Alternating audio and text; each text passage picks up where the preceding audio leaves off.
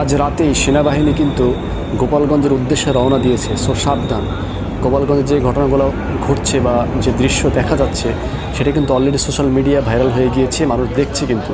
আর তারই ধারাবাহিকতায় কিন্তু গোপালগঞ্জের দিকে কিন্তু এখন সেনাবাহিনী কিন্তু ছুটছে, তারা কিন্তু অবশ্যই ব্যবস্থা নেবে।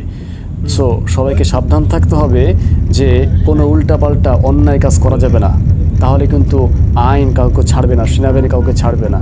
কাজেই কেউ আবেগের চোটে উল্টাপাল্টা কাজ করেন না আর নিজের ক্ষতি ডেকে আনবেন না।